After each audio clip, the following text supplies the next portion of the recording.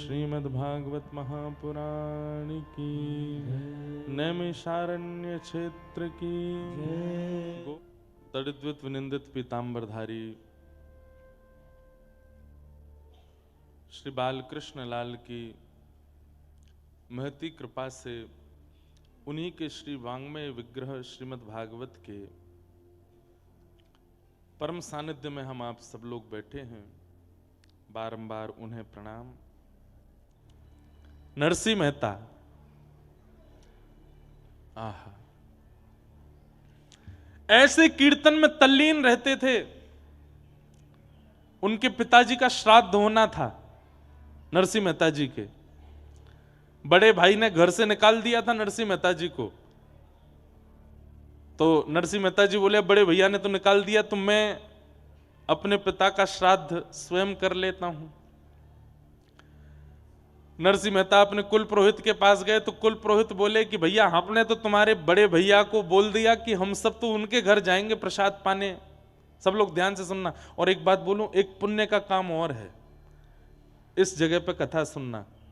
अगर बगल वाला सो जाए तो कोहनी मार के उठा दो, बहुत बड़ा पुण्य मिलेगा आपको। अभी तक कोई सोया नहीं है, अभी तक तो सब बढ़िया ही है, पर यहाँ की हवा ऐसी है, यहाँ पे अभी भी ठंडक है, अभी भी बहुत बढ़िया माहौल है, यहाँ पे शुद्ध वायु चल रही है, आसपास पूरा जंगल प्रदेश है। और सुबह सुबह की कथा है, बाल भोग करके निद्रा आना स्वाभाविक होगा।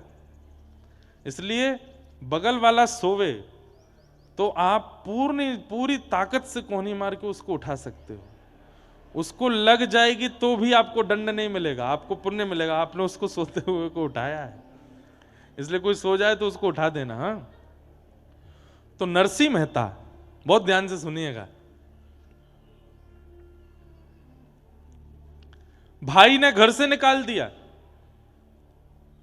कुल पुरोहित के पास गए तो कुल पुरोहित जन भी सब बड़े चिढ़ते थे। ब्राह्मण जन भी, ये नागर वंशीय ब्राह्मण थे, तो ब्राह्मण भी इनसे बड़े चिढ़ते थे। क्यों? बिना वेद शास्त्र पढ़े, बिना कुछ भजन, बिना कुछ विद्वत्ता की बात किए इतनी भीड़ क्यों लगी रहती है नरसिंह मेहता के पास, इसलिए वो भी जलते थे। नरसिंह मेहता ने कुल पुरोहित से जाके कहा, मेरे पिता का श्राद्ध है, आप प्रसाद पाने आओगे? तो कुल पुरोहितों ने भी कह दिया कि हम तो तुम्हारे बड़े भैया के यहां जाएंगे, उन्होंने हमको पहले निमंत्रण दिया है, तुम अपनी व्यवस्था कुछ और करो। तुम नरसिंह मेहता बेचारे ढूंढने लगे, अब मेरे यहां कौन ब्राह्मण आएंगे। किसी अन्य ब्राह्मण के पास गए तो उसने मन में विचार किया कि नरसिंह मेहता को इतनी बड़ी व्यवस्था बता दो कि अपने आप मना कर दे। क्या व्यवस्था बताई? बोले कि देखो नरसिंह, तुम्हारी छवि जो है वो पूरे जूनागढ़ में खराब हो गई है। पिता का श्राद्ध है और छवि बनाने का भी एक बढ़िया समय है। तो बोले क्या करना है? बोले तुम जितने ब्राह्मण हैं सबको निमंत्रण दो। तो नरसिंह मेहता बोले आप जाके सबको बोल दो, मुझे कोई दिक्कत नहीं, मैं सबको प्रसाद पवाऊंगा। नरसिंह मेहता ने सोचा 200-300 ब्राह्मण होंगे, और उस ब्राह्मण ने जाके 4000 परिवारों को निमंत्रण दे दिया। नरसिंह मेहता बेचारे बड़े सामान्य से थे, इतनी ज्यादा व्यवस्था उनके पास थी नहीं। मैं एक बात इसलिए सुना रहा हूं कि उन्होंने जड़ ठाकुर जी को चैतन्य कर दिया नरसिंह मेहता जी ने। कैसे? 4000 ब्राह्मणों को निमंत्रण दे दिया।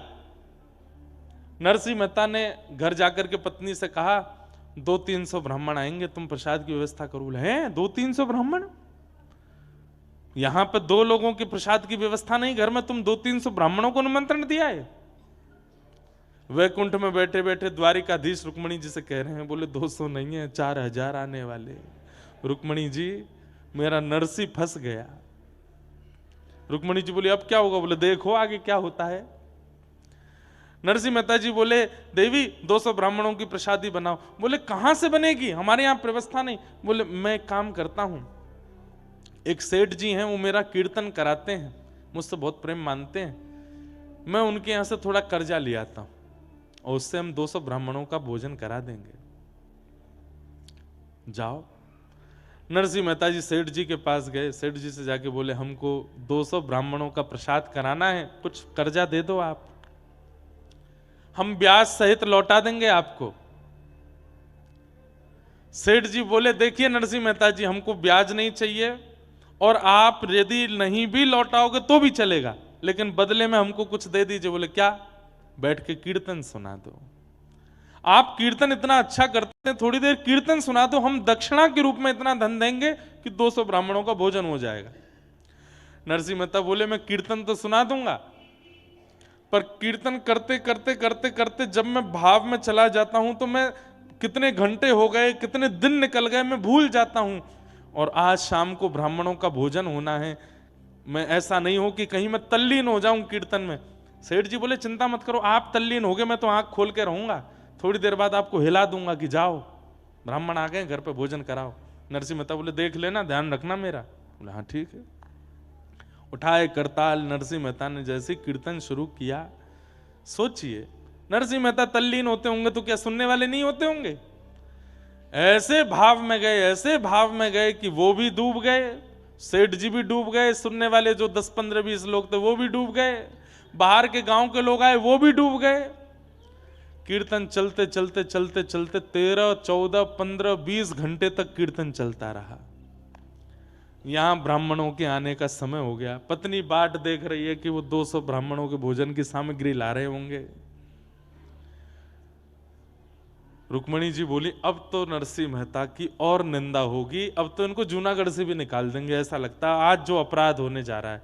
ठाकुर जी बोले मैं नहीं देख पा रहा हूं, तुम बैठो मैं जाता हूं। और महाराज नरसिंह मेहता का रूप धारण करके ठाकुर जी आ गए जूनागढ़ में। और ठाकुर जी तो अक्षय पात्र लेकर के चलते हैं, 200 ब्राह्मण क्या तुम 2 लाख आ जाओ, सबको भोजन पवा देंगे। पत्नी के पास पहुंचे, नरसिंह मेहता की पत्नी से जाके कहा जल्दी जाओ प्रसादी बनाओ। और देवी सुनो, वो थोड़ी एक बदलाव आया। बोले क्या? 200 ब्राह्मण नहीं है। बोले तो कितने हैं? 300। बोले नहीं नहीं नहीं, नहीं 4000 है। 4000 इनका कैसे बनेगा? अरे बनाते हैं ना, तुम भी लगो मैं भी लगता हूं। ठाकुर जी अमनिया कर रहे हैं, मिर्च काट रहे हैं, सब्जी काट रहे हैं, टमाटर काट रहे हैं, अमनिया कर रहे हैं। पत्नी छोंक लगा रही है, उसको तो लग रहा है नरसिंह मेहता ही है। और नरसिंह मेहता कहां? वो तो वहां कीर्तन कर रहे हैं बैठ करके सेठ जी के यहां। ठाकुर जी यहां पर सिर पर महाराज बांध करके कढ़ाई में लिए घी और सब प्रसादी बना रहे हैं। नरसिंह मेहता के पिताजी का श्राद्ध है, ठाकुर जी भोजन बना रहे हैं। क्षण भर में तो सब सामग्री बनती चली गई। पत्नी बोली आज बड़ा आश्चर्य हो रहा है, इतनी जल्दी इतनी सारी सामग्री कैसे बन गई? बोले देवी इस पर बाद में चर्चा करेंगे, ब्राह्मण आ रहे हैं, चौका लगाओ बढ़िया गोबर का और थाली आदि सजाओ, सबको प्रसाद पवाना है। 4000 ब्राह्मण मन में सोचते आ रहे थे आज नरसिंह मेहता हमको प्रसाद नहीं पवा पाएगा और ये हमको बहाना मिल जाएगा नरसिंह मेहता को नगर से निकालने का। लेकिन वहां जैसे ही पहुंचे सबके चरण धो धो करके ठाकुर जी ने आसन पर बैठाया। 4000 ब्राह्मण एक ही पंगत में बैठा दिए और सबके सामने ठाकुर जी एक एक फेंटा कमर पे बांधे, एक फेंटा सिर पे बांधे, पसीना आ रहे हैं। ठाकुर जी धोते जामे, हाथ मांजे, सबको साग परोसे, सब्जी परोसे, 4-4 प्रकार की सब्जी, 2-2 प्रकार की पूड़ियां, 3-3 प्रकार के मिष्ठान, एक रायता, बढ़िया सामग्री, ऐसा पवाया महाराज, ऐसा पवाया। ब्राह्मण बोले ए नरसिंह। बोले हाँ, कोई सेठ वेठ ने करी है क्या व्यवस्था? नहीं नहीं, सब आपकी कृपा है, आप सब ब्राह्मणों की कृपा है, आप लोग पाइए। प्रसाद पाकर के ब्राह्मण इतने तृप्त हो गए, इतने तृप्त हो गए कि मन से आशीष निकल रहा था लेकिन जलन थी ना मन में। बोले भैया भोजन तो बहुत अच्छा पवाया नरसिंह मेहता ने, लेकिन हम लोगों को इसको नगर निकाला करना है, भोजन से काम थोड़ी बनना है। अब तो दक्षिणा की बाड़ी है, कुछ नहीं दे पाएगा। 4000 ब्राह्मणों को क्या देगा? नरसिंह मेहता दौड़ करके भीतर गए। ठाकुर जी थे, नरसिंह मेहता थोड़ी थे। पत्नी से कहा देवी चलो दक्षिणा बांटें। बोले क्या देंगे दक्षिणा में? बोले सब व्यवस्था है, चिंता मत करो। एक बैलगाड़ी भरी रखी थी, कपड़ा हटाया, उस पर छोटी छोटी पोटलियां थी, पत्नी को देते जाओ। बोले तुम बांटती जाओ सबको। बोले इसमें है क्या? बोले कुछ नहीं है, तुम देते जाओ। पत्नी ने धीमे से पोटली खोल के देखी तो हर पोटली में 12-12 सोने की मोहर और 4000 ब्राह्मणों को बंटवाई। ब्राह्मण भी पोटली हाथ में लें तो हे नरसिंह क्या पत्थर भर के दिए हैं क्या? नहीं नहीं, सब आपकी कृपा है, आपका अनुग्रह। ब्राह्मणों ने जब खोल करके देखा आज तक भोजन के निमंत्रण में 1 पैसा मिलता था तो ब्राह्मण फूले नहीं समाते थे कि 1 पैसा मिला हमको, सबसे बड़ी दक्षिणा है 1 पैसा। आज क्या मिला? 12 सोने की मोहर। मतलब ये ब्राह्मण, इनके बालक, इनके बालकों के बालक, बालकों के बालक, कम से कम 4 पीढ़ी तक भी अगर कुछ नहीं करेंगे तो इन्हीं मोहरों पर पेट पल जाएगा सबका। इतनी दक्षिणा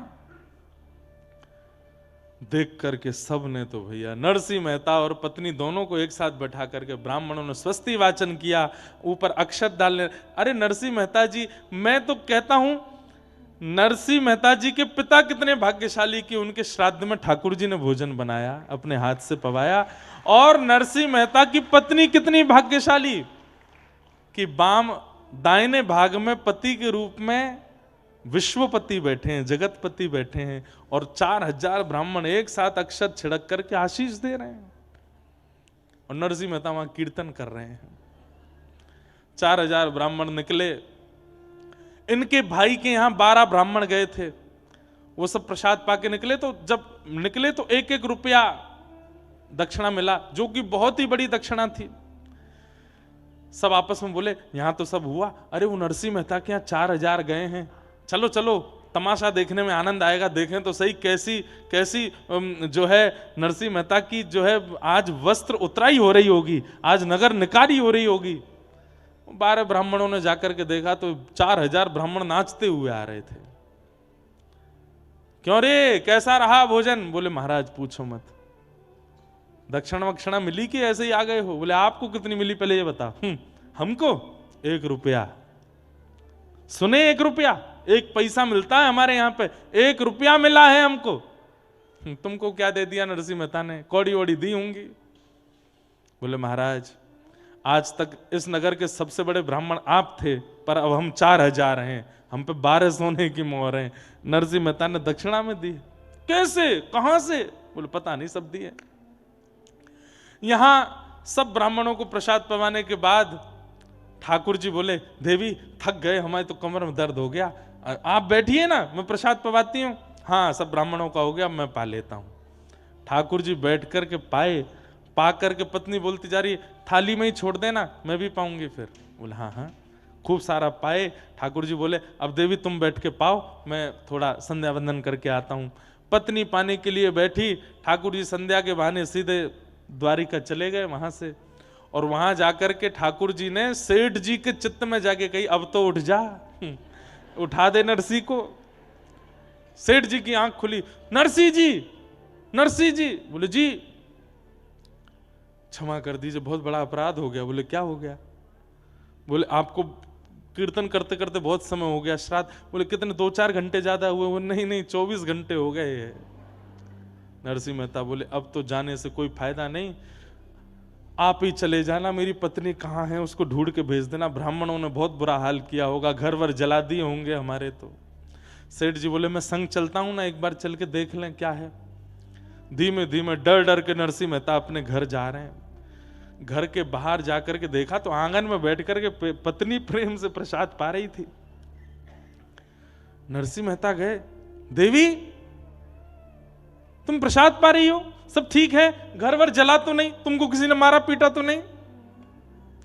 अरे क्या, कौन मारेगा, प्रसाद पानी दीजिए थोड़ा प्रेम से। तुम प्रसाद पा रही हो, पिताजी का श्राद्ध नहीं हुआ, ब्राह्मण आए थे क्या, कुछ कहा तो नहीं? कैसी बात करते हैं, संध्या करने गए थे, हाथ पांव धोने गए थे, पूरी याददाश्त धो के आए हो क्या? सब कर गए ब्राह्मण भोजन, 4000 ब्राह्मण आए थे, क्या बढ़िया, सब आनंद से हुआ, देखो अब ये प्रसाद। नरसिंह मेहता बोले क्या कह रही हो तुम? बोले आप ऐसे आश्चर्य में पूछ क्यों रहे हो?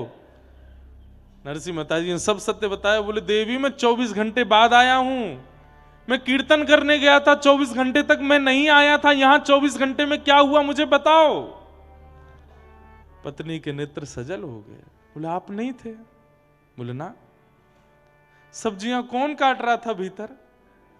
फेंटा बांध करके, सिर पर स्वापा बांध के, बार बार मेरे से हाथ से कढ़ाई छीन करके कौन चला रहा था? रबड़ी को, रायते को किसने बनाया? सब ब्राह्मणों को, 4000 ब्राह्मण आए थे, सबको 4000 आए थे। बोले हाँ, सबको प्रसाद पवाया। 12-12 सोने की मोहर दी, आप नहीं थे तो कौन थे? नरसिंह मेहता के नेत्र सजल हो गए। बोले देवी तुम्हारे चरण कहाँ है, मैं प्रणाम कर लूं? मेरे द्वारिकाधीश आए थे, मैं नहीं था, मेरे नाथ आए थे, मुझे बस ये बता दो वो कहाँ बैठे थे, कहाँ चले थे, उनकी चरण रज होगी, मैं उसी को माथे से लगा लूं। पत्नी बता रही है यहां चले थे। नरसिंह मेहता लेट लेट करके उस स्थान को प्रणाम करते हैं, द्वारिकाधीश को पुकार रहे हैं, नाथ क्यों किया आपने ये सब, क्या आवश्यकता थी?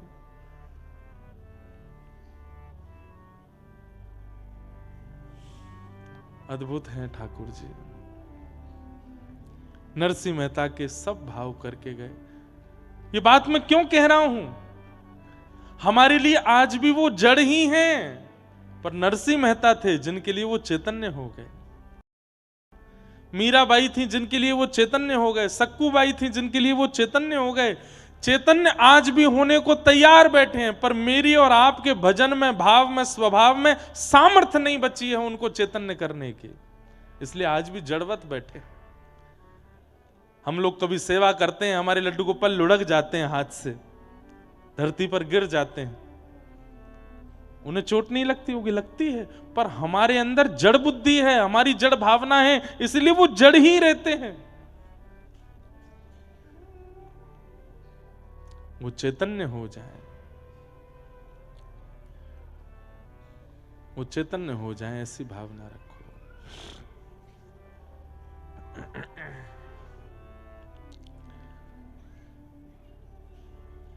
तुम्हें छोड़ सुन नंद दुलारे, कोई न मीत हमारो।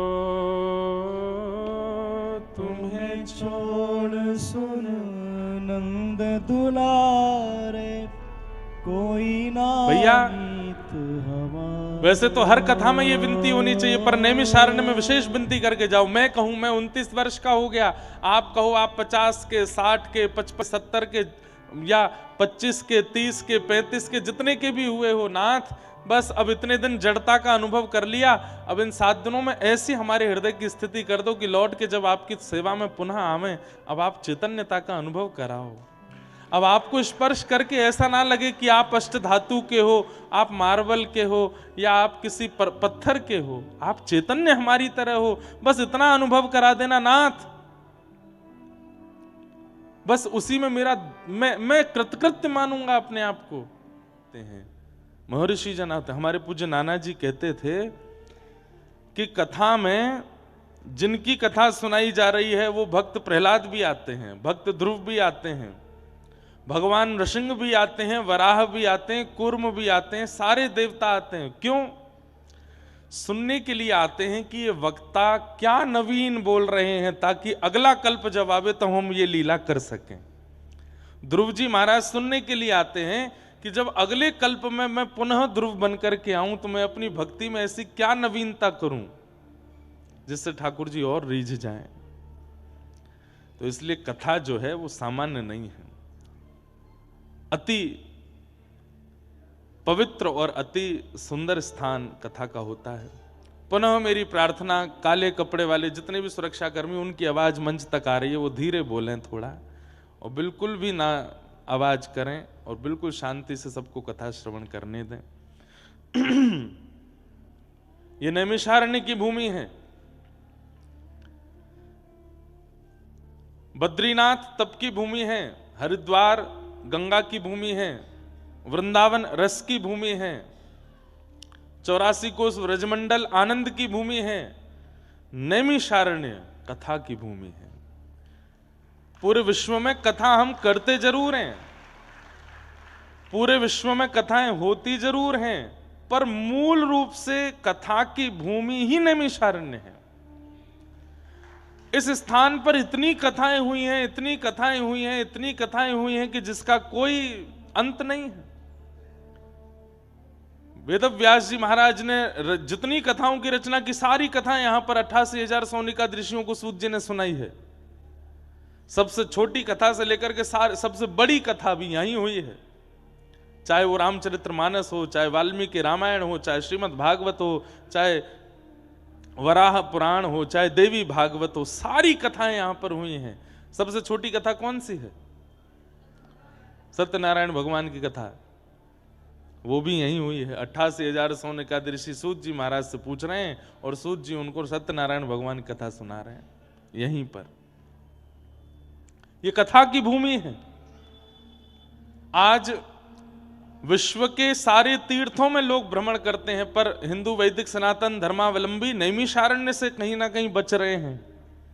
और मुझे ऐसा लगता है वे नहीं बच रहे हैं, कई बार तीर्थ अपनी पुरातनता को बचाने के लिए लोगों को यहां का दर्शन ही नहीं कराने देता है, क्योंकि हम लोग ज्यादा संख्या में जहां पहुंच जाते हैं वहां फिर सबकी दृष्टि पड़ती है तो फिर वहां व्यवस्था होने लगती हैं, पेड़ पौधे तोड़ काट दिए जाते हैं, होटल्स बनाने शुरू हो जाते हैं, फिर इतनी भीड़ हो जाती है कि फिर वहां का जो मूल रूप है वो खत्म हो जाता है। नैमिषारण्य अभी भी छिपा हुआ तीर्थ है, बहुत लोग यहां नहीं आ पाते, आ नहीं पाते। नैमिषारण्य चाहता नहीं कि वे आवें, ताकि यहां पुरातनता बनी रहे। ये नैमिषारण्य क्षेत्र है, यहां कथा सुनने का अभिप्राय, अरे जैसे बद्रीनाथ में कहते हैं ना कि कुछ मत करो, बैठे बैठे केवल श्वास लो, तो श्वास श्वास पर तप होता है बद्रीनाथ में। हमारे व्रज के लिए कहते हैं कि व्रज में पड़े रहो, कुछ मत करो, बैठी रहूं कुंजन के कोने, श्याम राधिका गाऊं, किशोरी तेरे चरणन की रज पाऊं। तो व्रज वृंदावन में पड़े रहने से भजन हो जाता है, ऐसे ही नैमिषारण्य में पड़े रहने से कथा सुनने का लाभ भी मिल जाता है। ये नैमिषारण्य है, यहाँ का रोम रोम, यहाँ की वायु, यहाँ का कण कण कथा से निर्मित है। ये कथा की भूमि है नैमिषारण्य। भक्त भगवान के मिलन की भूमि है। मैं अभी जब नंदू भैया बोल रहे थे तो उस समय लिख रहा था कि नैमिषारण्य क्षेत्र में क्या क्या है। मैं कहीं कथा सुनाते याद नहीं आया, तो जो जो मन में था सब लिखा। भक्त भगवान की मिलन की भूमि है। स्वयंभू मनु शत्रुपा ने इसी नैमिषारण्य क्षेत्र में आकर के तप किया। पृथ्वी के प्रथम मानव कौन है? पृथ्वी के प्रथम मानव स्वयंभू मनु, जिनके पुत्र होने के नाते हम आप सब लोग मानव कहलाए जाते हैं। स्वयंभू मनु शत्रुपा ने इसी भूमि पर आकर के भजन किया, और भगवान जब प्रसन्न होकर के प्रकट हुए, कहा कि वरदान मांगो, तो कहा आप पुत्र रूप में चाहिए।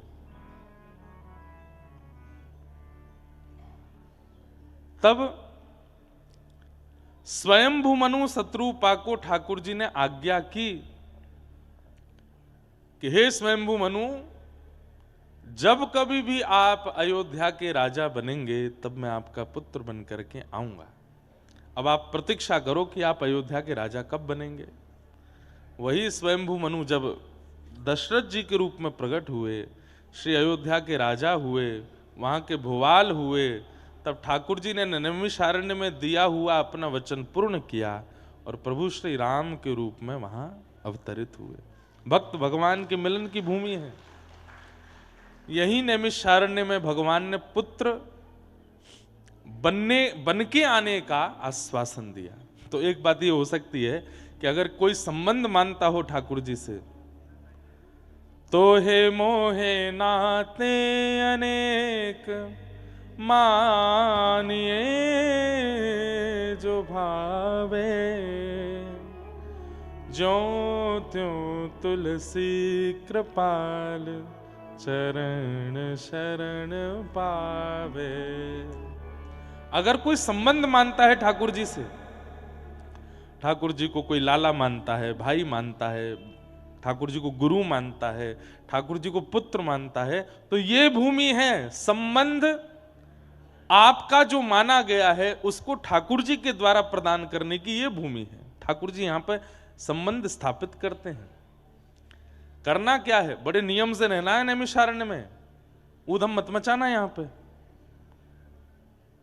खाओ पियो करो आनंद, पैसा देंगे नंदू भैया, ऐसा नहीं पैसा देंगे बजरंग दास जी ना। यहाँ खाओ पियो आनंद वाला नहीं, यहाँ तो तप करना है। ज्यादा से ज्यादा देखो 2-4 नियमों का पालन आप कर सकते हो। अन्न व्रत करना बहुत बड़ी बात नहीं है मेरे अनुसार। लोग बाग अन्न व्रत करते हैं, आदमी को आदमी नहीं समझते। कल महाशिवरात्रि थी तो कई लोग जल पर थे, कई लोग दूध पर थे, कई लोग फल पर थे। अब बेचारा जिसका व्रत नहीं है उसको ऐसे देखते हैं जैसे कितना बड़ा पापी है। अन्न व्रत अच्छा है, पर अन्न व्रत से भी व्रत वो करो जिसको करने में आपको कठिनाई होती हो। ये अन्न व्रत करना कोई बहुत बड़ी बात नहीं। सुबह से हो गया, हमने तो कुछ खाया नहीं, कथा के बाद कुछ पाएंगे। सुबह 4 बजे तो हम आके लगे हैं, 2:30 बजे आए थे वैसे, पर सोते सोते 4 बजे हमने प्रार्थना की कि भैया हम शोभा यात्रा में नहीं जा पाएंगे। कल के इतने थके हारे, सुबह 6 बजे वृंदावन से निकले। अब 6 बजे निकलने का मतलब 4 बजे उठे, 6 बजे निकले, बागेश्वर धाम में 300 कन्याओं को वहां पहुंचे। वहां से फिर दतिया गए, दतिया में एक नवग्रह मंदिर था, वहां स्थापन में रहे। वहां से विमान वाले ने हमसे कहा था कि हम लखनऊ छोड़ देंगे आपको, पर इतनी रात हो गई कि फिर विमान उड़ा नहीं हमारा। हमने कि अब तो गाड़ी से, अब बताइए दतिया से गाड़ी से आए हम नैमिषारण्य, इतने हालत हमारी खराब। हमारे जो चालक, वाहन चालक हमारे गरुण जी जो थे, वो हिमाचल पिताजी को छोड़ के आए थे और हिमाचल से सुबह 5 बजे वृंदावन आए, 6 बजे हमको लेके एयरपोर्ट पहुंच गए। हम अपने सब क्रम कर रहे थे तो हमने फिर दतिया से गाड़ी ना लेके, हमने कि पता नहीं कौन ड्राइवर होगा कैसा, अपनी गाड़ी वृंदावन से बुलवाई। बेचारे सोए नहीं, उन्होंने करीब कल 42-43 घंटे गाड़ी चलाई। नैमिषारण्य से थोड़ी दूर पहले जोर की झपकी आई उनको, तो फिर हमने गाड़ी चलाई, यहां पहुंचे। फिर यहां आकर के हमने महाराज जी को संदेशा भिजवाया। मैंने, महाराज जी आप शोभा यात्रा कर आना, हम थोड़ी देर आराम कर लेंगे तो कथा सुना देंगे। आंख लगी ही थी 4 बजे, 6 बजे से ही कीर्तन ढोल नगाड़े इतनी जोर से बजे। तो हमने कही भैया ये नैमिषारण्य है, ये सोने की भूमि नहीं है, ये जागने की भूमि है, ये खाने की भूमि नहीं है, ये व्रत की भूमि है। तो हमें लगता है कि अन्न व्रत जो है वो अच्छा है, पर हो सके मौन व्रत करो। और मौन व्रत भी कैसा होना चाहिए? कई लोग मौन व्रत करते हैं पर पास में एक कागज पेन रखते हैं। अब किसी पे गुस्सा आ रहा है, अब बोल तो सकते नहीं, मौन व्रत में है, तो उसको बुला करके गालियां लिख करके दे रहे हैं उसको। ऐसा मौन व्रत नहीं। व्रत कीजिए पर मौन व्रत कीजिए। व्रत कीजिए, क्रोध व्रत कीजिए। किसी को बहुत क्रोध आता है तो वो आज संकल्प ले ले कि अगले 7 दिन तक मैं क्रोध नहीं करूंगा, चाहे जो हो जाए, चाहे मेरी पत्नी, मेरे बच्चे, मेरे पति जो करें, मैं क्रोध नहीं करूंगा। बता के नहीं करे, नहीं तो वो जानबूझ के ऐसे काम करेंगे कि क्रोध आवे। बता के नहीं करे, बिना बताए कि अब ये चाहे जो कर लें, मैं क्रोध नहीं करूंगा। अगले 7 दिन नैमिषारण्य में क्रोध विहीन होना है। 8वें दिन आप अनुभव करेंगे कि आपका जो पूर्व क्रोध था वो नष्ट हो चुका है। कथा एक परहेज में रह करके सुननी चाहिए। हम लोग बिना परहेज में रहकर, परहेज भोजन का नहीं, व्यवहार का, विचार का, क्रियाओं का, वो परहेज करो। दूसरी बात, चलो क्रोध, काम, लोभ ये सब तो एक बात हो गई। कई दोष हैं हम सबके अंदर और हम उनको भली भांति जानते हैं कि ये दोष मेरे अंदर है। चाहे वो कुछ खाने का हो, चाहे वो कुछ पीने का हो, चाहे वो कुछ बोलने का हो, चाहे वो कुछ करने का हो, सब अपने दोष से भली भांति वाकिफ हैं। अपने दोष का व्रत करो। अगले 7 दिन तक इस दोष को उत्पन्न ही नहीं होने देना है मुझे, चाहे जो हो जाए। 8वें दिन आप अनुभव करेंगे कि कथा, औषधि और आपका परहेज, ये दोनों मिलकर के आपका निर्माण ऐसा करेंगे कि 8वें दिन जब आप वापस घर लौटेंगे तो वो दोष पुनः उत्पन्न नहीं हो पाएगा। होगा भी तो उस मात्रा में या उस रूप में नहीं हो पाएगा। तो कथा सुनने के अपने नियम होते हैं। और नैमिषारण्य जैसा क्षेत्र मिल जाए, कलकत्ता में कथा सुनी एक बात, बंबई में सुनी अलग बात, बड़ोदरा में सुनी अलग बात, यहां सुनने का मतलब क्या है? ये हॉस्पिटल है भैया, यहां पे भर्ती हुए हो तो ठीक होके ही जाओगे। अब कई लोग वीवीआईपी होते हैं, वो घर पे ही ग्लूकोज चढ़वा लेते हैं, तो डॉक्टर से बोलते हैं हमारे घर पे ही ग्लूकोज चढ़ा दो, हमको घर पे ही हमारा ट्रीटमेंट कर दो। तो डॉक्टर घर आ जाता है, पैसे ज़्यादा दे देते हो आप लोग, लेकिन फिर पता चली डॉक्टर के जाते ही चाय भी चल रही है, उसमें दबा दबा करके बढ़िया फाफड़ा जलेबी भी खा रहे हो, कचौड़ी भी उड़ा रहे हो। घर में तो सब खा पी लेते हैं, परहेज नहीं होता, उससे क्या होता है, रोग उचित रूप से ठीक नहीं हो पाता। तो ऐसे ही सब जगह कथा सुनने में कई बार जो हमारे मानसिक रोग हैं उनकी निवृत्ति कहीं ना कहीं संशय हो जाता है उसमें। लेकिन ये तो हॉस्पिटल है, यहां एक बार आए गए हो तो ठीक होके ही डिस्चार्ज हो गए सीधे, लेकिन उसके लिए नियम से रहिए, बहुत ध्यानपूर्वक रहिएगा। आप लोगों का इतना बढ़िया समय है, सुबह उठ करके बाल भोग करके सीधा कथा में आ जाइए। और कल से एक चीज और, जो लोग यहाँ पर यजमान हैं या जिन लोगों ने यहाँ पर अपना आकर के रजिस्ट्रेशन रूम वगैरह किया है, आप लोग 9 बजे आकर के यहाँ बैठ जाइए, बैठ करके अपना बढ़िया हनुमान चालीसा का पाठ कीजिए, थोड़ा कीर्तन कीजिए, अपना स्थान ग्रहण कर लीजिए, ताकि जो लोग कथा सुनने वैसे ही आ रहे हैं अपने घरों से, उनको भी जगह मिल सके। अब कहीं वो लोग पहले आके बैठ गए तो फिर आप में घमासान होगा, हमने पैसा दिए हैं, हमने रूम कराया है, हमारी जगह पर कैसे बैठ गए। इसलिए आप पहले आके बैठ जाओ, ताकि वो लोग भी आकर के अपना स्थान ग्रहण कर लें। मेरा बहुत हृदय से मन है, मैं आप लोगों को नहीं, वास्तव में हनुमान जी को और यहाँ के वृक्ष वल्लरियों को कथा सुनाने आया हूँ, पहली बार नैमिषारण्य आया हूँ। मैं इस अवसर से चूकना नहीं चाहता। सब जगह की कथा का अपना एक रूप होता है, यहाँ मैं मूल कथा ज्यादा कहना चाहता हूँ, श्रीमद् भागवत के मूल विषयों पर ज्यादा मैं प्रकाश डालना चाहता हूँ, क्योंकि ये कथा की भूमि है, यहाँ कथा से मेरी वाणी पवित्र होगी। इसलिए आप सब लोग उसमें सहायक बनिएगा, बहुत नियम से, बड़े प्रेम के साथ, बड़े आनंद से कथा सुनिए। 1 बजे तक कथा सुन के फिर अपना प्रसाद आदि पाइए, गोमती तट जाओ, चक्र तीर्थ जाओ, बढ़िया बैठ करके अपना नाम जप करो, माला करो, जितनी देर सेवा आदि हो सके खूब भ्रमण करो। ये नैमिषारण्य क्षेत्र में आप सब लाभ लीजिए, भक्त भगवान के मिलन की भूमि। इसी नैमिषारण्य क्षेत्र में प्रभु श्री राम ने अब अश्वमेध यज्ञ किया, और उस अश्वमेध यज्ञ में लव कुश ने आकर के अपने पिता को प्राप्त किया।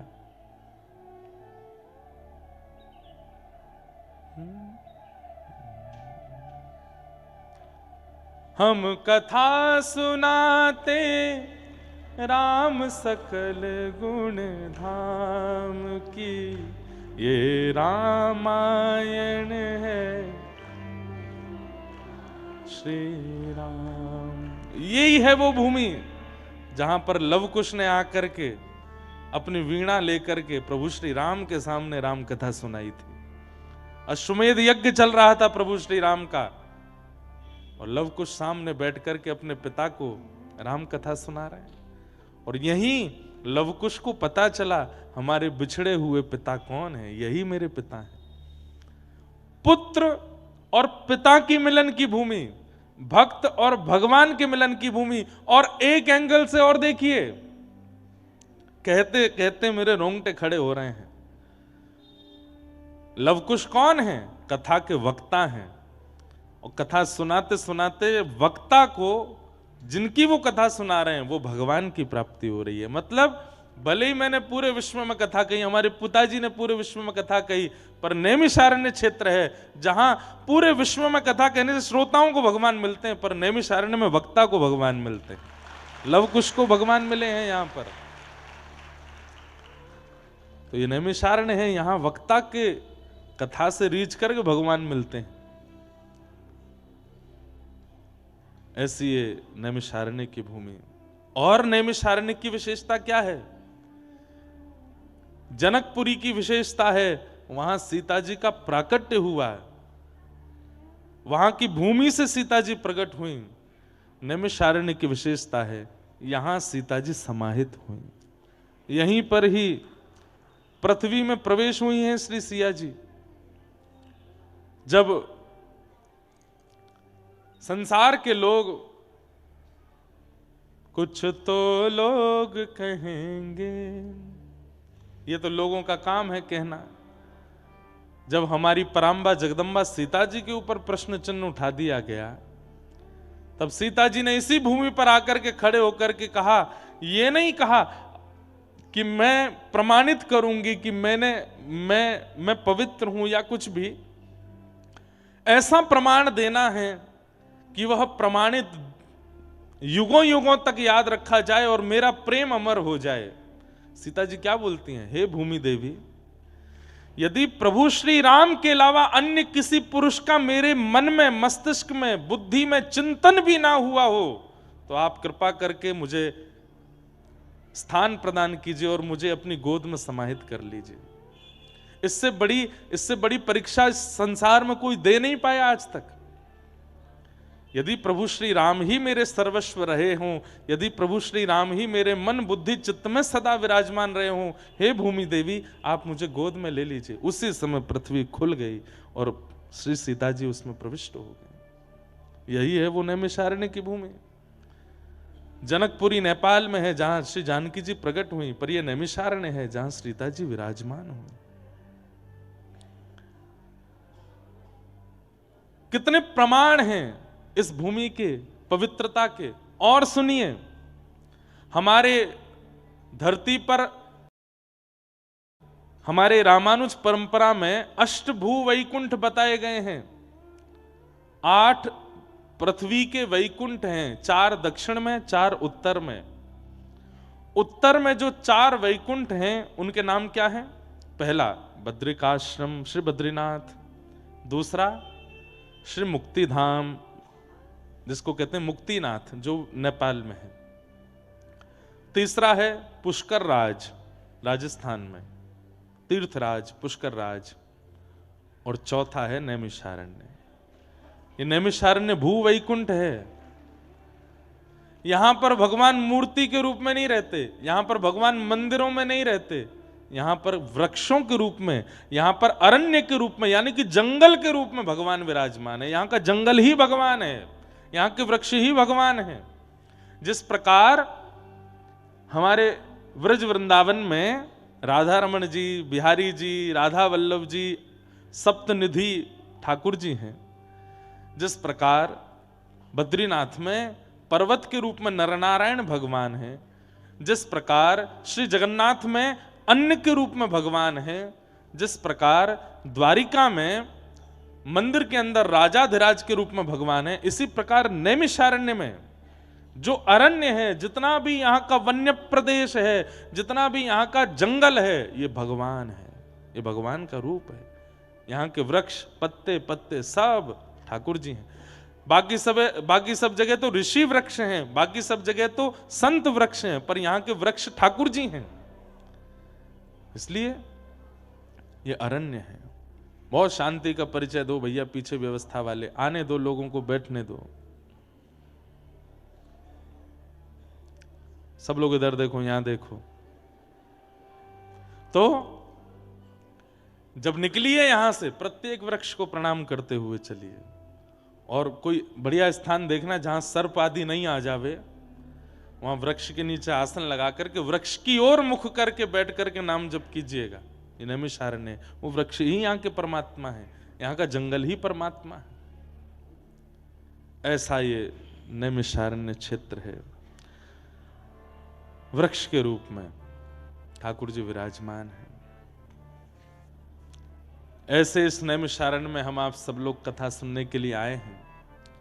नैमिषे अनमिष क्षेत्रे ऋषयः सौनकादयः, 88,000 सौनिकादि ऋषियों ने ब्रह्मा जी से जाकर के पूछा कि इस पूरे धरातल पर ऐसी कौन सी भूमि है जहां पर बैठ करके हम यज्ञ करें मानव के कल्याण के लिए और वो यज्ञ सफल हो जाए। तब ब्रह्मा जी ने कहा,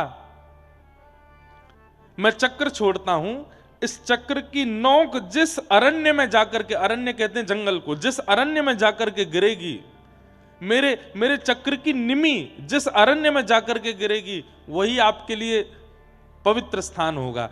चक्र आगे चल रहा है, पीछे पीछे 88,000 सोने का ऋषि चल रहे हैं, और वही चक्र पूरे पृथ्वी का चक्र लगाते हुए इसी अरण्य में आकर के गिरा, इसलिए इसको नैमिषारण्य कहते हैं। यहां पर चक्र की निमि गिरी, जो चक्र तीर्थ है। भयंकर से भी भयंकर पाप यदि मानव के हो गए हों और उस पाप का निवारण ना हो रहा हो, चक्र तीर्थ में स्नान करने से वो पाप नष्ट होता है। पर कब? जब संकल्प लिया जाए कि हे चक्र तीर्थ, हम संकल्प देते हैं कि आइंदा कभी ये पाप हमसे नहीं होगा, और पूर्व में जो मैंने पाप किया है उससे मिलने वाला जो भी दंड है वो भोगने के लिए मैं तैयार हूं, आगे मैं नहीं करूंगा, ये वचन देता हूं, पर कृपा करके उस पाप का जो भोग मुझे मृत्यु के बाद भोगना है उसको आप नष्ट करो। इस भाव से अगर आप स्नान करोगे तो आपके पाप का नाश हो जाता है इस तीर्थ में। तो बड़ी महिमा है, महिमा गाते गाते पूरा महात्म्य ही नैमिषारण्य का ही होने लग जाएगा। इतना अद्भुत ये स्थान है, इसे हम बारंबार प्रणाम करते हैं। आगामी 7 दिनों तक बड़े आनंद के साथ, बड़े उत्साह के साथ यहाँ कथा का श्रवण करना है, क्योंकि भागवत की भूमि है। यहीं 88,000 सोनिकादि ऋषियों को सूत जी ने कथा सुनाई है, जिस कथा को हम आप सब लोग श्रवण करते हैं। सच्चिदानंद रूपाय विश्वोत्पत्त्यादि हेतवे तापत्रय विनाशाय श्री कृष्णाय वयं नमः। सत्य, चैतन्य और आनंद 3 रूप हैं भगवान के। ठाकुर जी का प्रथम स्वरूप है सत्य, वे सत्य हैं। मैं इस भाव को ऐसा समझता हूं कि संसार में हर व्यक्ति के सामने उपस्थित होने पर भी आप असत्य का चिंतन कर सकते हो, पर ठाकुर जी के सामने आकर के आप कभी असत्य चिंतन नहीं कर सकते। व्यक्ति अपनी मां के सामने झूठ बोल सकता है, पिता के सामने झूठ बोल सकता है, पति पत्नी के सामने झूठ बोल सकता है, बच्चों के सामने, पिता, सबके सामने झूठ आ जाता है। बोल ना भी रहे हो तो मन में आ जाता है, पर ठाकुर जी के सन्मुख आकर के कोई व्यक्ति असत्य चिंतन नहीं कर सकता। अगर वो पाप करके आया है, दुनिया को छुपा लेगा, लेकिन ठाकुर जी के आगे आगे हाथ जोड़ के बोलेगा, आप सब जानते हो मैं कहां से आया हूं, क्या करके आया हूं, क्या क्या मैंने कर्म किए नाथ, सब पता है आपको, क्षमा करना नाथ। जिनके सामने असत्य चिंतन में भी नहीं आता, बोलना तो बहुत दूर की बात है, ऐसे परमात्मा जो हैं वो सत्य हैं। बंधु एक बात कहें, कई ऐसे महापुरुष भी हमारे जीवन में आते हैं, हम उनसे झूठ नहीं बोल पाते। उन्हीं को गुरु कहते हैं, जिनके सामने असत्य बोलने में भी, चिंतन करने में भी हृदय घबरा रहा हो। कई बालकों को मैंने देखा, अब उनके मित्रजन कहते हैं चल घूमने चलेंगे, माता जी से उनसे कह दो कि हम पढ़ने जा रहे हैं। मैं झूठ नहीं बोल सकता, मैं सबसे झूठ बोल लेता हूं। मेरे को मेरी मां के आगे झूठ बोलने में घबराहट होती है। उसकी मां ही उसकी गुरु है। क्यों? क्योंकि असत्य चिंतन भी नहीं कर पा रहा है, ये बहुत बड़ी बात है। पर अभी तो ऐसा नहीं है, संसार में हर व्यक्ति के सामने आप झूठ बोल सकते हो, लेकिन कुछ धार्मिक लोग ऐसे हैं, कुछ आध्यात्मिक जगत के महापुरुष ऐसे हैं, उनके सन्मुख आप झूठ नहीं बोल सकते। उनके सामने असत्य नहीं निकलता है। उसके 2 रूप हो सकते हैं, या तो उस व्यक्ति के चित्त में वास्तव में ठाकुर जी बैठे हैं इसीलिए आप असत्य नहीं बोल पा रहे, या फिर वही व्यक्ति आपका गुरु है, आपका पथ प्रदर्शक है, आपकी आत्मा समझ गई है उस बात को, इसलिए आपको झूठ बोलने से रोक रही है। बोले कि इसके सामने झूठ नहीं बोलना, यही तुम्हारा कल्याण करेगा, यही तुम्हारा उद्धार करेगा। ठाकुर जी के आगे और जिस व्यक्ति के आगे आप असत्य ना बोल सको, वो परमात्मा है। भगवान का प्रथम स्वरूप है सत्य, ठाकुर जी का दूसरा स्वरूप है चैतन्य। बहुत ध्यान से सुनिएगा, जड़ नहीं है भगवान, चैतन्य है। आज पीछे खाटू श्याम जी भगवान विराजमान है, यहां पर बालकृष्ण प्रभु विराजमान है, यहां पर राम दरबार विराजमान है। अभी आप अंदर गर्भगृह में जाके स्पर्श करोगे तो आपको जड़ता का अनुभव होगा। आपको लगेगा ये धनुष जड़ है, हाथ जड़ है, मुख जड़ है, छाती जड़ है, चरण जड़ है, सब जड़ता का अनुभव कराएंगे, पाषाण का अनुभव कराएंगे। मुझे ऐसा लगता है कि ठाकुर जी हमारे साथ खेल रहे हैं। कौन सा खेल खेल रहे हैं? विष अमृत एक खेल खेलते थे हम लोग बचपन में, और उसी के जैसा एक और खेल खेलते थे, उसको अंग्रेजी में हम सब बच्चे, हमारी उम्र के बच्चे खेलते थे, आपकी तो पता नहीं, हमारी उम्र के बच्चे खेलते थे स्टैचू। उसमें क्या 10 तक गिनती गिनो, 1 2 3 4 10 तक गिनो, और वो बालक ऐसे आंख बंद करके 10 तक गिनती गिनता था, तो पीछे उसके सब मित्र लोग अलग अलग आकृति बनाते थे, और जैसे ही 10 पूरा होता था वो पीछे मुड़ के देखता था तो सब स्थिर हो जाते थे। कोई ऐसे हो गया, कोई ऐसे हो गया, कोई ऐसे हो गया, सब अपनी आकृतियां बना करके स्थिर हो जाते। अब जिसने 10 तक गिनती गिनी उसका काम है, बोले क्या, ये जितने लोग मूर्ति बने हैं इनको हंसाओ, बिना छुए इनको चलाओ, इनके हाथ पांव डुलाओ। मुझे लगता है ठाकुर जी भी हमारे साथ वही खेल खेलते हैं। हम 9 तक गिनती गिनते हैं, 9 महीना मातृ गर्भ में रहते हैं, और जैसे ही 9 महीना बाद प्रकट होते हैं, सो ठाकुर जी स्थिर हो जाते हैं। बोले अब तू मुझे भजन के माध्यम से, कथा के माध्यम से, कीर्तन के माध्यम से, सेवा के माध्यम से, परिक्रमा के माध्यम से, कैसे भी करके मुझे चला के दिखा। और एक और बात, अगर तुमने मूर्ति बने हुए उस व्यक्ति को हिला डुला नहीं पाए तो हार आपकी है। ये मूर्तिमंत खड़े हैं, पर मीराबाई ने इनको चला दिया। ये मूर्तिमंत खड़े थे, पर गोस्वामी तुलसीदास जी ने इनको हंसा दिया। ये मूर्तिमंत खड़े थे, पर सूरदास जी ने अपने पदों से इनको रुला दिया। नरसिंह मेहता ने इनको नचा दिया। पर हम आप सब लोग आज तक इतनी उम्र निकल गई हमारी, आज भी ऐसे ही खड़े हैं। इसका मतलब हम हार रहे हैं, हमारी हार हो रही है, ये आज तक सचल नहीं हो पाए। ये चैतन्य ही है, पर जड़ता का खेल खेल रहे हैं हमारे साथ में। और मानो हमें कहते हैं कि तुम कर सको तो मुझे चला के दिखाओ, मुझे डुला के दिखाओ, तुमको चैलेंज है। पर इनकी जीत हो रही है, इनकी विजय हो रही है, ये जीतते ही जा रहे हैं और हम हारते जा रहे हैं। आज तक इतना समय निकल गया, अभी तक भी इनको चला फिरा नहीं पाए। तो ठाकुर जी कौन है? चैतन्य है, परंतु हमें जड़ता का अनुभव कराते हैं।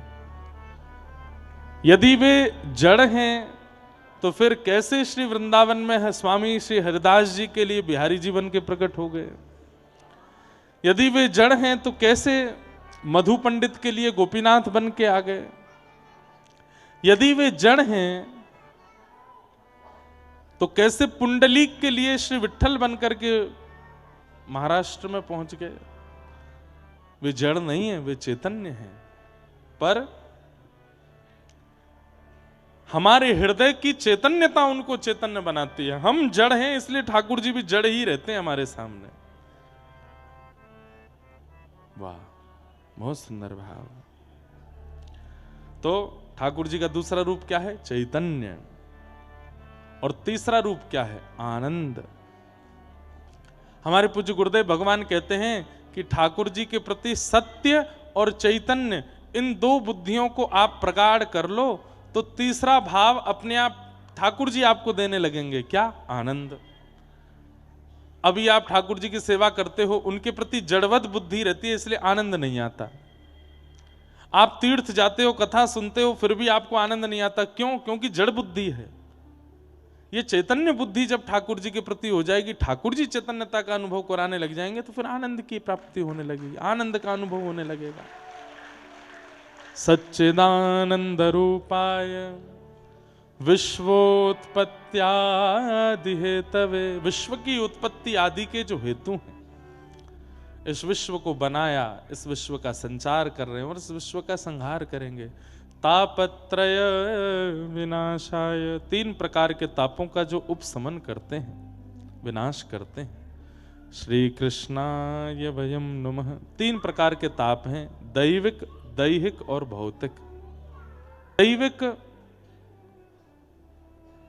प्रकृति के द्वारा दिया गया ताप, वर्षा से, सर्दी से, गर्मी से, आदि आदि प्रकृति से मिलने वाला ताप। और भौतिक व्यक्ति से मिलने वाला ताप, पत्नी से दुखी हैं, बच्चों से दुखी हैं, माता पिता से दुखी हैं, पड़ोसी से दुखी हैं, मित्र से दुखी हैं, किसी से दुखी हैं, वो ताप। ये तीन ही दुख हैं हमारे जीवन में, तीन ही दुख हैं। अरे मैया तेने का ठानी मन में, लाला छोड़ दियो वन में, कहां है मैया। एक म्यान में एक ही तलवार रहे आवे तो ठीक है, लाला को नेक देर विराजमान कर लो ताकि हम कथा सुना लें। क्या कह रहा था मैं, कहां था मैं, हैं? हाँ हाँ हाँ, तीन प्रकार के ताप हैं, तीन ही कष्ट हैं जीवन में। या तो हम शरीर से दुखी हैं, या तो हम प्रकृति के किसी क्रिया से दुखी हैं, या किसी व्यक्ति से दुखी हैं। चौथा एक दुख का कारण और है, दूसरे के सुख से दुखी हैं। वो इतना प्रसन्न क्यों है, वो सुखी क्यों है? किसी के दुख का कारण केवल ये है कि कोई सुखी है, कोई हंस रहा है, कोई प्रसन्न है। किसी के दुख का कारण ही यही है कि वो हंस क्यों रहा है। तो ठाकुर जी के शरण में रहने वाला व्यक्ति इन समस्त प्रकार के दुखों से निवृत्त रहता। निवृत्त रहता मतलब दुख तो आते हैं पर उस पर ज्यादा फर्क नहीं पड़ता, प्रसन्न रहता है, उनसे ज्यादा उसको विचलनता नहीं होती। हम कथा करते हैं हमारे जीवन में दुख नहीं है, ऐसा नहीं है, पर प्रभाव किस पर ज्यादा होता है उससे पता चलता है कि वो भगवत भक्त है कि नहीं। गोस्वामी तुलसीदास जी का इतना अपमान किया था उस समय पर जब गोस्वामी जी ने मानस की रचना की, इतना अपमान किया गया। लेकिन आज भले ही मानस जी को घर घर में पढ़ाया जाता है, उस समय किसी ने स्वीकार नहीं किया था। लेकिन गोस्वामी जी ने स्पष्ट कर दिया कि मैंने ये रचना किसी व्यक्ति विशेष को प्रसन्न करने के लिए नहीं की। स्वांतः सुखाय तुलसी रघुनाथ गाथा। मैं चाहूं तो अनेक भाषाओं में मानस की रचना कर सकता था, लेकिन अपने आप को सुख देने के लिए मैंने अवधी भाषा का प्रयोग किया।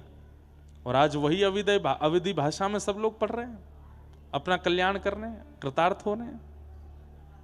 तो संसार का काम है बंधुओं, कभी यश देंगे कभी अपयश देंगे।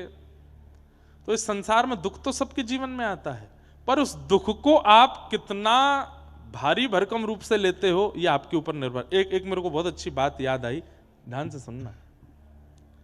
ठाकुर जी वंशी धारण कैसे करते हैं? ऐसे दोनों भुजाओं का प्रयोग करते हैं, अपने नेत्रों को भी नीचा कर लेते हैं, सर भी झुका लेते हैं, स्वयं भी चरणों को भी टेढ़ा मेढ़ा कर लेते हैं, पूरे बिल्कुल आनंद के साथ त्रिभंग लली बनकर के तब ठाकुर जी वंशी बजाते हैं।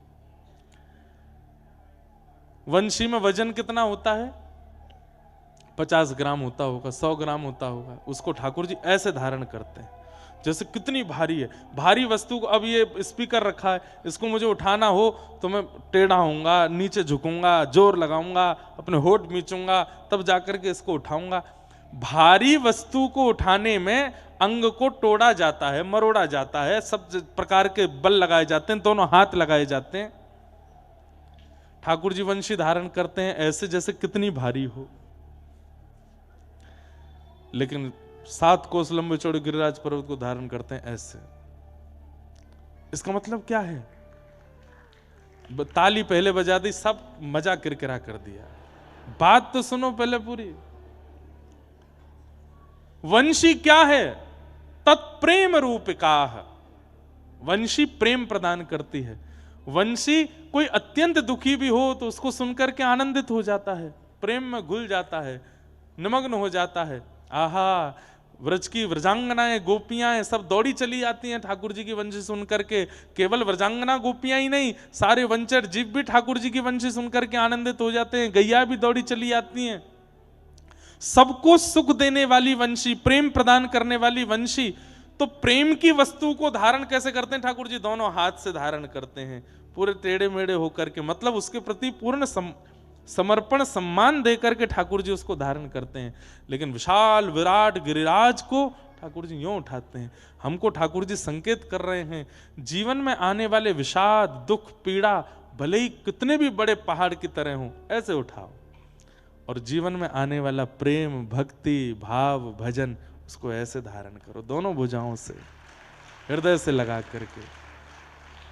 हम लोग उल्टा करते हैं, मिलने वाले प्रेम को तो ऐसे लेते हैं, और मिलने वाले कष्टों को, विषादों को ऐसे लेते हैं, अरे इसने मेरे जीवन में आ गया, अब मेरा क्या होगा, अब तो मेरे को ये रोग लग गया, अब तो मेरी पत्नी के साथ ऐसा हो गया, मेरे बच्चों के साथ ऐसा हो गया, मेरे इतने का लॉस हो गया, मेरा परिवार टूट गया।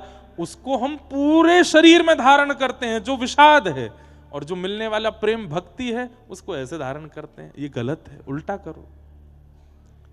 ये गिरिराज धारण और वंशी धारण, इन दोनों से ये प्रतीक ठाकुर जी देते हैं। 100 ग्राम की वंशी को ठाकुर जी ऐसे उठाते हैं, 2 उंगलियां लगाते हैं, 2 हाथ।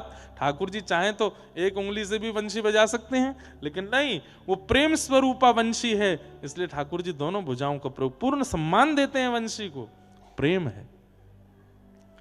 और विशाल 7 कोस कम होता है क्या, 21 किलोमीटर का पर्वत उठाने के लिए ऐसे लगाते हैं। हमें संकेत कर रहे हैं, यदि मेरे अनुयायी हो, कृष्ण के अनुयायी हो, प्रेम को दोनों भुजाओं से स्वीकार करो, विषादों को इकन्नी उंगली पर रखो।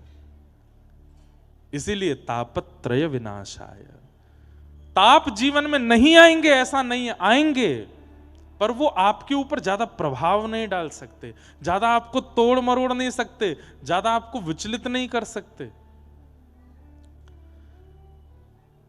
बुरा नहीं मानना। भक्त और गैर भक्त का अंतर बताऊं? दाल खाई, नमक या मिर्च मसाला कुछ कम था, ओहो मन ही नहीं कर रहा, ले जाओ, समझो भक्ति नहीं है। पर दाल पाई, बनाने वाले को पता है कि इसमें नमक आदि सब कम है, वो पूछते हैं भैया यार इसमें तो हम डालना ही भूल गए थे, क्या हो गया, कोई बात नहीं, पेट ही तो भरना है, खा लिया। हर जगह एडजस्टमेंट करने वाला, चाहे व्यवस्थाओं में हो, चाहे विचारों में हो, चाहे परिवार में हो, चाहे आपसी रंजिश में हो, चाहे विवादों में है, सब जगह जो सुलह करने की भावना रखता है उसको भक्त कहते हैं। और बिगड़े हुए को और बिगाड़ने पे लगा रहता है, वही संसारी है। पता चला कि कोई कार्य बिगड़ गया है, अब बिगड़े हुए पे चिंता करे बैठा है, बिगड़े हुए पर रो रहा है, बिगड़े हुए पर टूट गया है, बिगड़े हुए पर बिल्कुल हाथ पांव उठा करके खड़ा हो गया, अब मुझसे नहीं हो सकता, विषादी व्यक्ति का लक्षण है। पर बिगड़े हुए को सुलझावे, बिगड़े हुए को और आसान करे, ये वैष्णव भक्त का लक्षण है। इस कलिकाल रूपी व्याल के मुंह में, व्याल कहते हैं सर्प को, हम आप सब लोग ग्रास बन करके बैठे हैं। हमारी मृत्यु कभी भी हो सकती है, परंतु मृत्यु आवे उससे पहले पहले यदि श्रीमद् भागवत का आश्रय ले लिया जाए तो इस कलिकाल में कल्याण संभव है। ये बात सूत जी ने इसी नैमिषारण्य भूमि पर बैठ के कहा। श्रीमद् भागवत कल्याण कर सकती है, पर इसका मतलब यह नहीं है कि कथा में बैठ करके हुआ है बस हो गया कल्याण ना। तत्श्रुण्वन प्रपठन विचारण परो भक्त्या विमुच्चे नर। सुनो, पढ़ो, विचार करो और इंप्लीमेंट करो। भैया मैं तो अभी कथा करके जाऊंगा, 2 रोटी खाऊंगा, फिर मैं कहीं वन में जाना चाहूं, कहीं ढूंढे नहीं मिलूंगा, एकांत में बैठ करके मुझे तो अभी से ऐसा लग रहा है कोई वन बुला रहा है यहाँ पे, एकांत बुला रहा है यहाँ पे। आप भी ऐसे ही करो बस। हाँ ध्यान रखियो कहीं सियार और क्या कहते हैं तुम्हारे लेपर्ड भी हैं यहाँ पे, आसपास जंगल भी है, कहीं भोजन मत बन जाइयो कोई और को।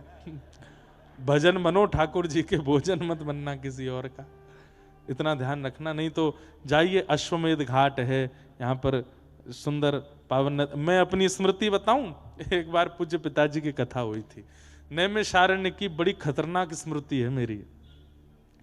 तो पूज्य पिताजी महाराज की कथा हुई थी, उस समय यहाँ पर हमारी भारत की अत्यंत विदुषी परम पूज्या श्री हमारी इंदौर वाली दीदी जी, पूज्या श्री कनकेश्वरी देवी जी, उनकी गोद में खेला हूं मैं छोटा सा।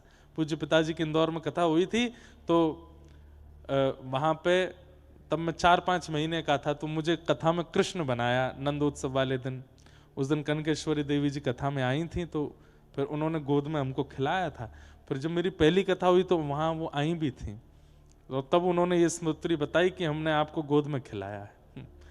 तो पिताजी की यहाँ कथा चल रही थी नैमिषारण्य में, उस समय यहीं इसी व्यास मंच पर कनकेश्वरी देवी जी की कथा थी, तो मैं यहाँ दर्शन करने आया था। तब मैं कथा नहीं करता था, पूज्य महाराज जी भी मिले थे, हनुमान जी का दर्शन करके मैं यहाँ पर भी कथा श्रवण करने आया था, यहीं बैठ करके कथा सुन रहा था।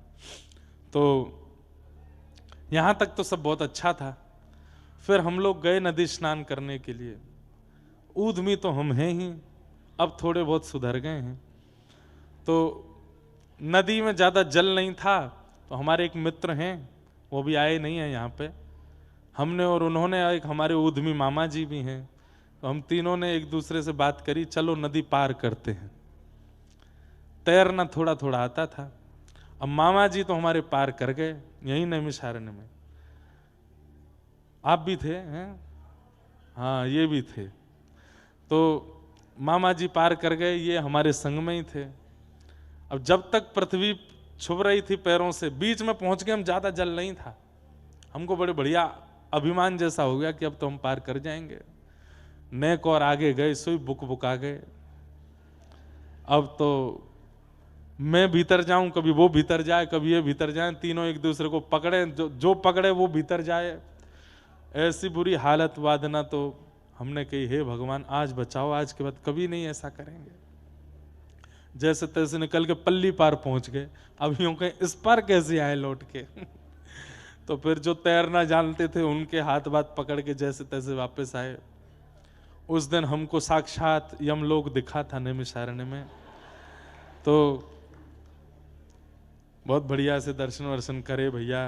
हमने कही पाप दूर करते हैं भैया, ये तो पूरा शरीर ही दूर करने वाला था तीर्थ हमारा तो प्रणाम करके फिर हम यहाँ से निकले।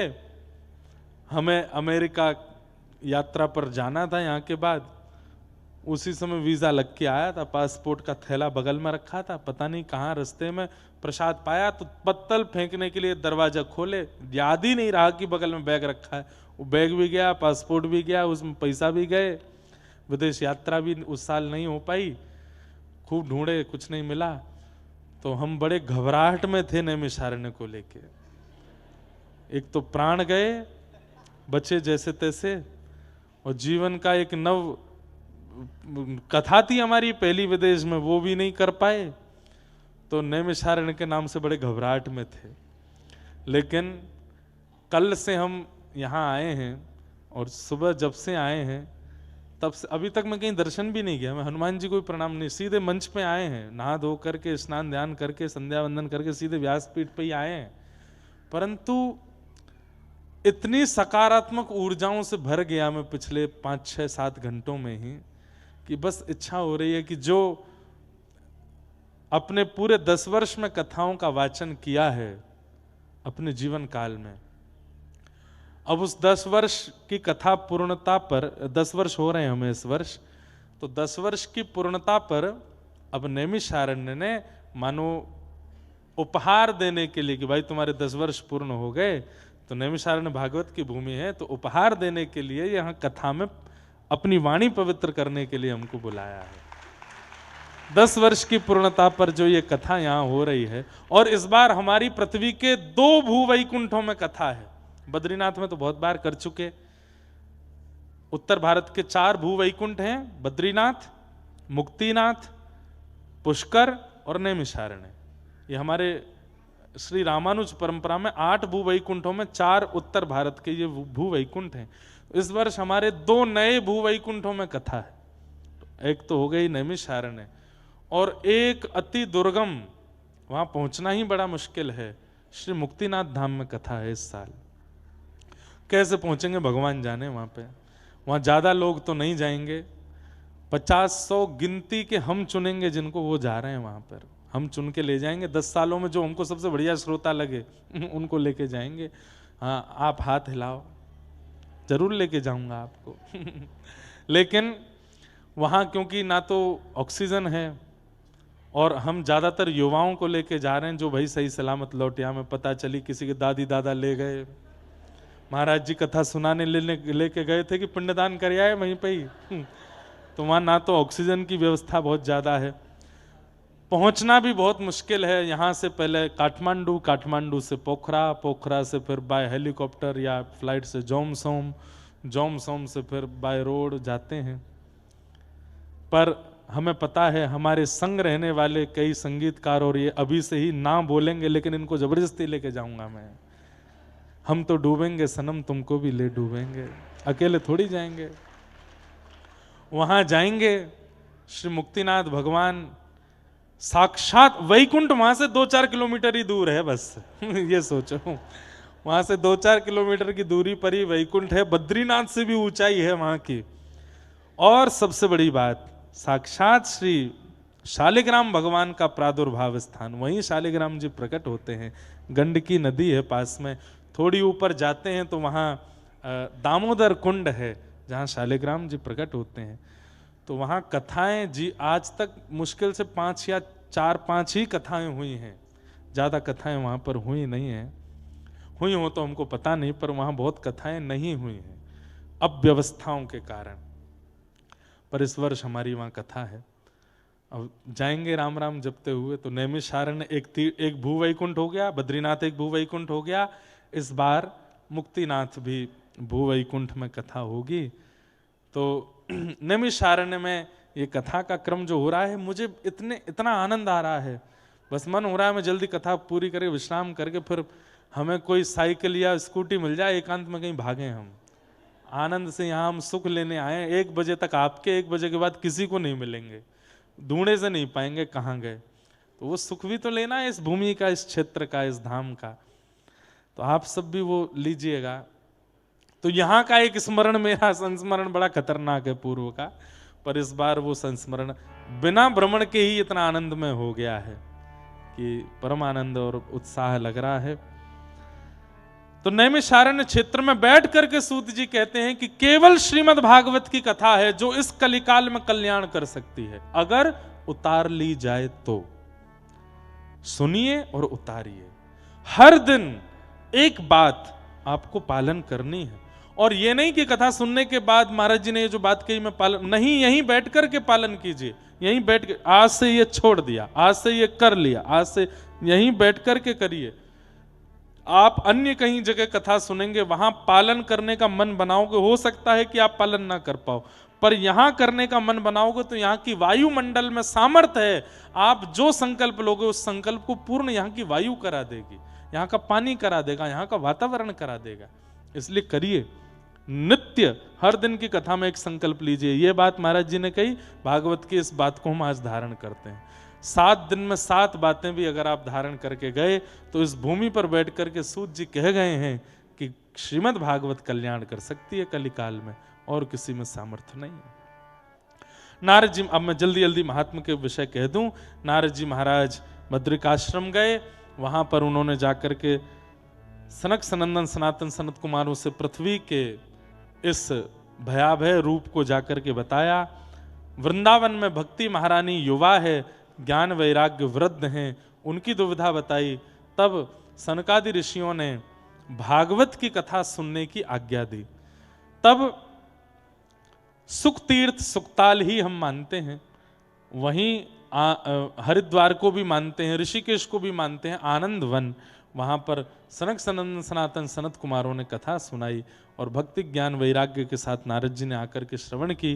भक्ति सुतौ तौ तरणौ गृहीत्वा प्रेमैक रूपा सहसा विरासीत श्री कृष्ण गोविंद हरे मुरारे नाथेति नामानि मुहुर्वदन्ति। ज्ञान और वैराग्य दोनों युवा हो गए। कथा सुनकर के भक्ति महारानी प्रसन्न हुई।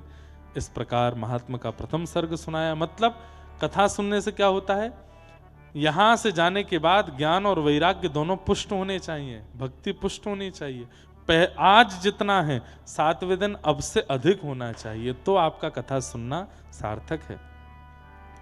तत्पश्चात एक दुष्ट पुत्र अपने माता पिता के जीवन को नष्ट कर रहा था, जिसका नाम था धुंधुकारी। मरने के बाद प्रेत बना, लेकिन श्रीमद् भागवत की कथा सुनकर के अत्यंत भयाभय प्रेत योनि से मुक्त होकर के भगवत धाम को प्राप्त हो गया। इसका मतलब क्या है? कोई कितना भी भयाभय प्रेत योनि में क्यों ना चला गया हो, उसके निमित्त कथा श्रवण कर ली जाए, करा दी जाए, तो वो प्रेत योनि से मुक्त हो जाता है। एक बात ये तो सब जानते ही हैं, पर मेरे मन में जो बात आती है, श्रीमद् भागवत प्रेतों को मुक्त कर सकती है, तो हम तो जीवित हैं, हम जीवितों को मुक्त नहीं करेगी? हम तो जीवित अवस्था के। मुक्ति का मतलब मृत्यु नहीं होता बंधुओं, मुक्ति का मतलब जीवित अवस्था में कोई बंधन ना रहे, उसको मुक्ति कहते हैं। जीते जी हम सब बंधनों से मुक्त हैं, हम पर कोई बंधन नहीं है, उसे मुक्ति कहते हैं। आज बंधन में हैं हम। आप कहोगे महाराज जी, हम जिसको सर्व स्वतंत्र कहते हैं वो सर्व बंधन है। आज के बच्चे कहते हैं थोड़े मॉडर्न विचारधारा वाला रहो, ऐसा रहो, कुछ भी खाओ, कुछ भी पियो। ये बंधन नहीं है तो क्या है? यही तो बंधन है कि आपको रसना ने बांध रखा है कि आप जीवों को खा रहे हो, ये रसना का बंधन है। आपको कानों ने बांध रखा है कि आप संसारी संगीत सुन रहे हो, ये कान का बंधन है। आपके एक से अनेक, अनेक से भी अनेक संपर्क में साथी हैं जीवन में, ये आपकी त्वचा का बंधन नहीं है तो क्या है? इन सारे बंधनों से मुक्ति, उसको मुक्ति कहते हैं। मेरी जीव अब मुक्त है, उसे पाने के लिए, रसायन के लिए किसी जीव को मारने की आवश्यकता नहीं है। मेरे नेत्रों को किसी सुंदरता को देखने की आवश्यकता नहीं है, मेरे कानों को संसारी विचार व्यवहार सुनने की आवश्यकता नहीं है। ये असली मुक्ति है, इसे मुक्ति कहते हैं। और वो मुक्ति भागवत प्रदान करती है। मुक्ति दानेन गर्जती, गर्जना करती है श्रीमद् भागवत, मेरी शरण में आओ, मैं तुम्हें मुक्त कर दूंगी। इस संसार के किसी विषय की कोई वार्ता, कोई दुर्गंध तुम्हारे अंदर नहीं रह पाएगी। इसलिए कथा, हम तो भैया हर दिन कथा कहते हैं, धीरे धीरे हम हो रहे हैं मुक्त। एक कथा में आप कैसे हो जाओगे? लेकिन हो सकते हो यदि ध्यान से श्रवण कर लो तो। इस प्रकार श्रीमद् भागवत की कथा सुना करके अत्यंत प्रेत योनि से उसको मुक्त करके भगवत धाम पहुंचा दिया। ऐसी भागवत की सुंदर कथा को हम बारंबार प्रणाम करते हैं। असारे संसारे विषय संज्ञा कुलधिय, क्षणार्धम क्षेमार्थम पिबत सुख गाथा तुलसुधाम, किमर्थम व्यर्थम भो ब्रजत कुपथे कुत्सित कथे, परीक्षित साक्षीयत श्रवणगत मुक्त्युक्ति कथने। इस असार रूपी संसार में केवल और केवल सुखदेव जी के द्वारा कही गई, सुनाई गई ये सुंदर भागवत की कथा ही है जो सार है। अगर उस सार को जीवन में ले लिया जाए तो जीवन सुंदर हो जाएगा, अपना कल्याण हम कर सकेंगे, भगवत प्राप्ति का मार्ग संभव हो पाएगा। इन सब भावों को बताते हुए महात्मा को सूक्ष्मता से ही हम प्रणाम करते हैं। कल प्रथम स्कंद से कथा प्रारंभ होगी। ठीक, खूब बढ़िया है। सुबह कथा सुनो, मध्याह्न में सो जाओ, रात्रि में भी कीर्तन करो, रात्रि में फिर सो जाओ। खूब आनंद के साथ हम लोग आनंद करेंगे। बड़े प्रेम और भाव से कथा को विश्राम देते हुए ये वाणी को विराम देते हैं।